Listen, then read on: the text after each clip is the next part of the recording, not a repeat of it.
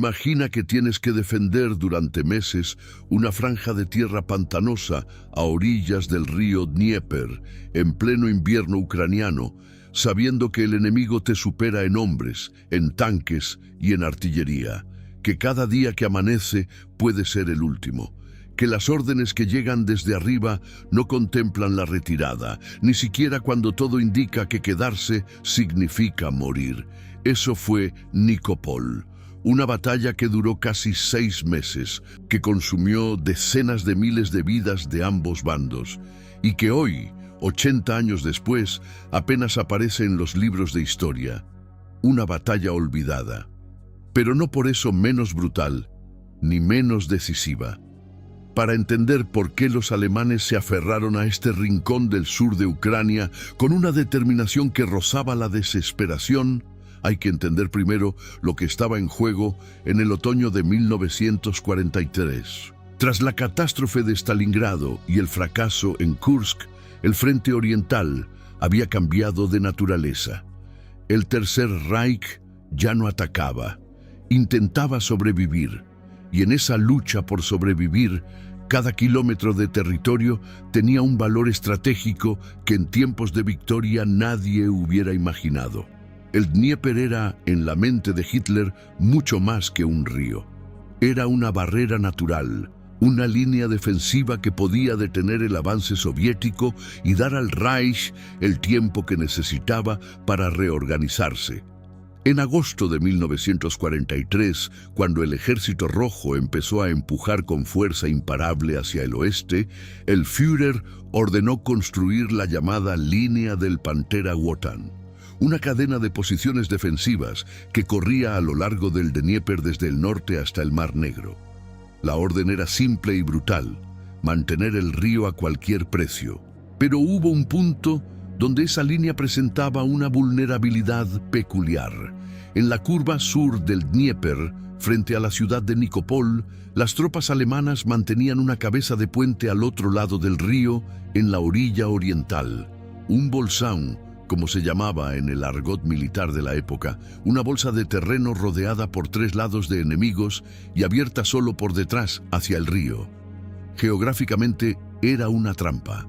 Militarmente era una pesadilla logística, y sin embargo, Alemania decidió defenderlo. ¿Por qué? La respuesta tiene 2 partes. La primera es estratégica en el sentido convencional.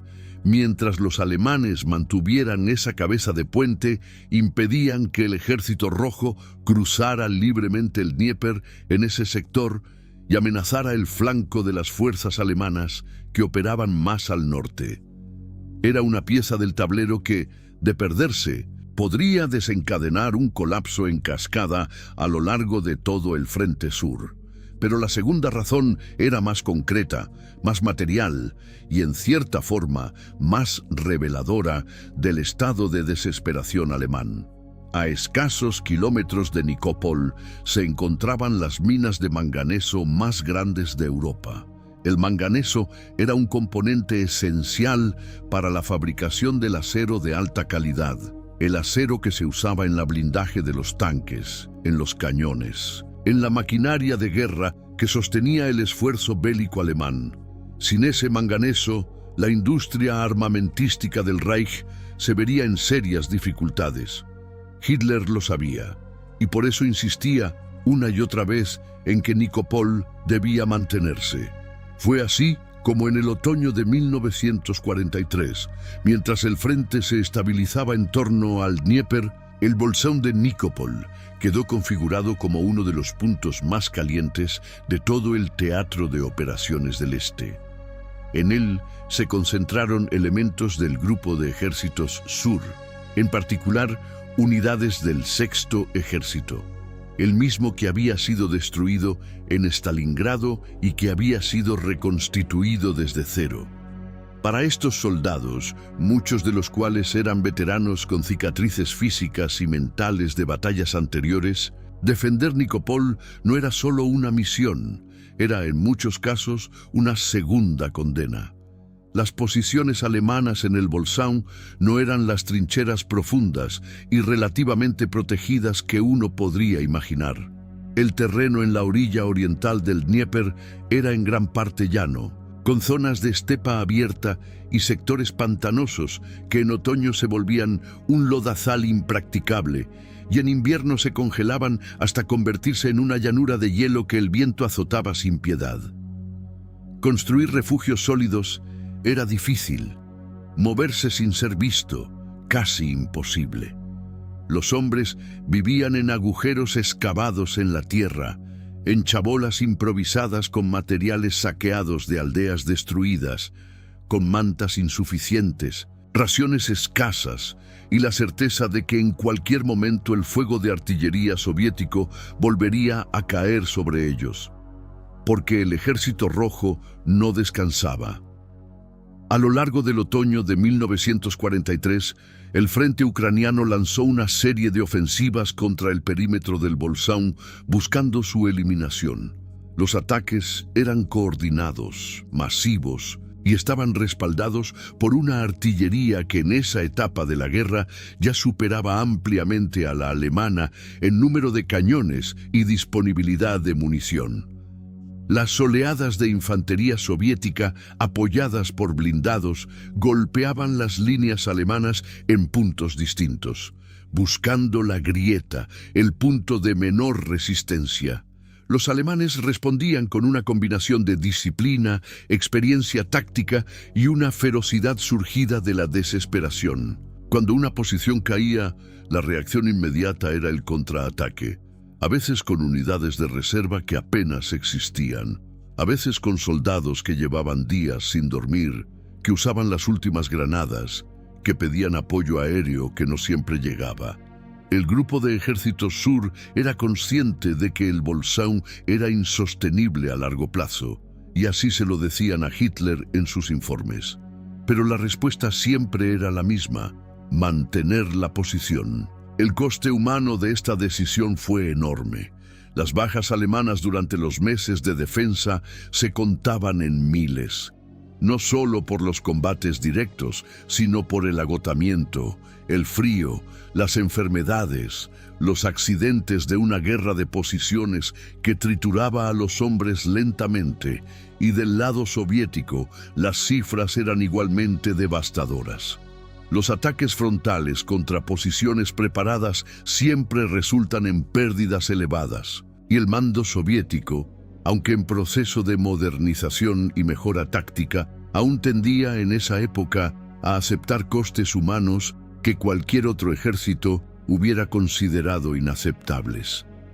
En las trincheras del Bolsón convivían soldados de generaciones distintas, de orígenes distintos, veteranos de Francia, de los Balcanes, de las estepas rusas, jóvenes llegados directamente de Alemania sin apenas entrenamiento, rumanos que combatían como aliados en sectores del frente, y en el otro lado, soldados soviéticos que en muchos casos eran conscriptos de repúblicas que el propio régimen estalinista había devastado, y que sin embargo combatían con una tenacidad y un sacrificio que nadie que estudiara el conflicto desde fuera podría comprender del todo sin asomarse a la profundidad del sufrimiento humano que lo alimentaba. A medida que avanzaba el invierno, la situación alemana en el Bolsón se hacía progresivamente más insostenible. El Ejército Rojo había cruzado el Dnieper en otros puntos al norte y al sur, lo que significaba que la cabeza de puente de Nikopol estaba cada vez más aislada en el contexto general del frente. Suministrarla resultaba complicado, reforzarla casi imposible, y sin embargo, las órdenes seguían siendo las mismas: resistir. Enero de 1944 trajo consigo una nueva intensificación de las operaciones soviéticas. El frente ucraniano, ahora bajo el mando del general Malinovsky, lanzó ataques renovados y mejor coordinados contra los dos flancos del Bolsón, buscando aislar completamente las fuerzas alemanas en su interior. Los combates de esas semanas fueron de una intensidad extraordinaria. Artillería continua, ataques nocturnos, penetraciones locales que obligaban a reacciones inmediatas. Los comandantes alemanes sobre el terreno sabían perfectamente que, si no se autorizaba la retirada a tiempo, el Bolsón se cerraría sobre sus propias tropas como una trampa mortal. Las peticiones de retirada se multiplicaron y finalmente, ante la evidencia de que el colapso era inminente, el alto mando alemán concedió la autorización que tanto había tardado en llegar. En los primeros días de febrero de 1944, las fuerzas alemanas comenzaron a replegarse del Bolsón de Nikopol. No fue una retirada ordenada. Fue, en muchos sectores, una carrera contra el tiempo, con columnas de soldados moviéndose por rutas heladas bajo el fuego soviético, abandonando equipo pesado que ya no podía ser evacuado, cruzando el Dnieper en puentes improvisados o directamente sobre el hielo, con la presión soviética pisándoles los talones. El día 8 de febrero de 1944, las últimas unidades alemanas cruzaron el río.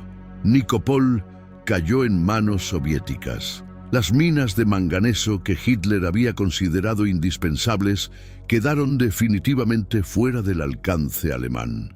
Y con ellas, cualquier pretexto estratégico que hubiera podido justificar meses de sufrimiento y decenas de miles de muertos. Lo que quedó después de esa retirada fue, además del paisaje destruido, una pregunta que los historiadores han planteado repetidamente. ¿Valió la pena? Desde el punto de vista militar puro, la defensa del Bolsón retrasó algunas operaciones soviéticas y comprometió recursos del Ejército Rojo durante meses, pero al precio de un desgaste alemán que esas fuerzas ya no podían permitirse. Y desde el punto de vista humano, la pregunta ni siquiera tiene respuesta satisfactoria. Solo tiene el peso de los muertos. Nikopol no es Stalingrado, ni Kursk, ni el Alamein. No está en los títulos de los grandes documentales, ni en los capítulos principales de los libros de divulgación. Es una de esas batallas que la historia ha relegado al margen, quizás porque su resultado no cambió el desenlace final de la guerra, quizás porque los grandes números de la Segunda Guerra Mundial hacen que batallas como esta parezcan episodios menores. Pero para los hombres que estuvieron allí, tanto alemanes como soviéticos, no había nada de menor en aquellas trincheras heladas, en aquellos ataques al amanecer, en aquellas noches en las que el frío y el miedo se mezclaban hasta volverse indistinguibles. Esa es, al final, la razón más poderosa para no olvidar lugares como Nikopol.